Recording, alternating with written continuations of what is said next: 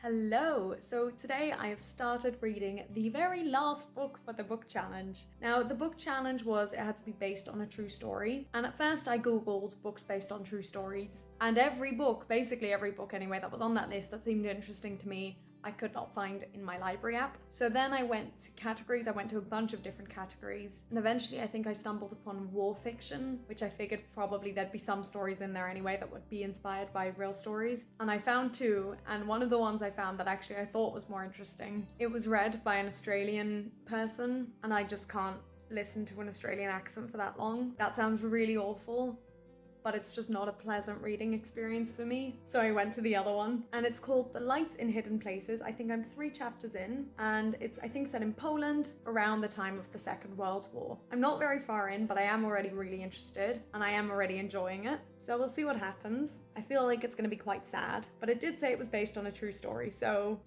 we'll see. I don't know how long it's gonna take me to read either, because I don't actually have an ebook or any other version of this. I've only got the audiobook, so I feel like it's gonna take me some time, but that's okay. Anyway, that's all for now. Hello. So yesterday I was very unwell and spent the whole day in bed, but it meant I finished the book. That means I have now finally officially completed the book challenge, all 26 books. And what's really interesting is I found out that my first book that I read for the book challenge, I started reading on the 28th of July, and the day I am filming this is the 25th. And I finished reading that first book on the 10th of August, which is the day this video is gonna go up. And it's exactly 6 years since I finished the first book. I can't believe it's taken me that long. But honestly, this just is a perfect example of who I am as a person, because I will start a project and take my time finishing it, but I will not leave it unfinished. So I always knew I was going to finish this, I just didn't think it would be this long. But it's the same with my alphabet adventures. I haven't done one in ages, but that doesn't mean I've forgotten about it.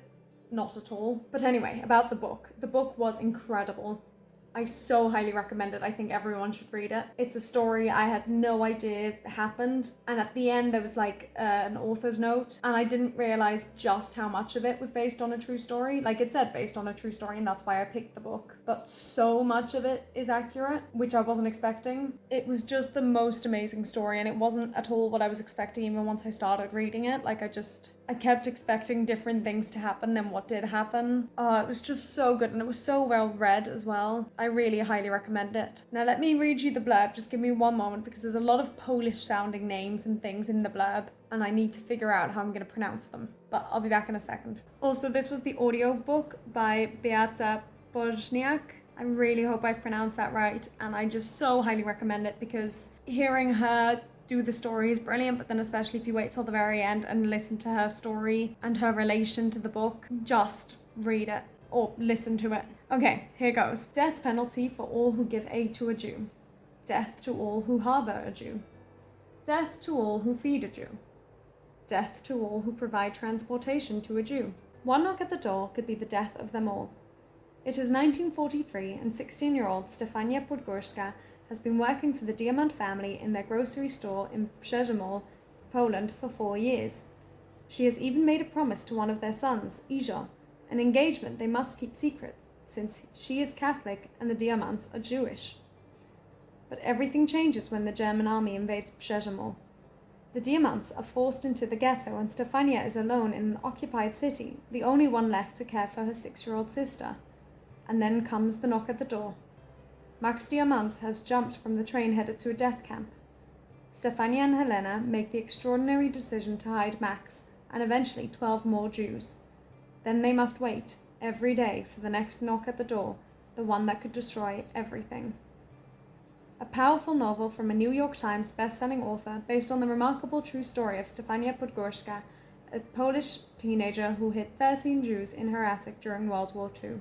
I'm so sorry if I've mispronounced any of those names or places or things. Oh yeah, I probably should have mentioned it's a World War II story. I don't know if I did already. So it's not a light book. It's not an easy one to just, have on. But it's so good, and I would just so highly recommend it. And like I said, especially the audiobook. I only read the audiobook. I didn't read any other forms of the book. But it was so good. I think I gave it 4 stars on Storygraph, I want to say. But anyway, that's it for the book challenge videos. I can't believe we made it to the end. I've given myself some more prompts in my bullet journal, so we'll see what happens with that. But anyway, goodbye, and let me know your thoughts. Let me know if you've read this book or of any of the other books that I've done, or if you've done the book challenge, and if yes, which ones you want to do, etc., etc. And I'll see you in the next video at some point. Bye!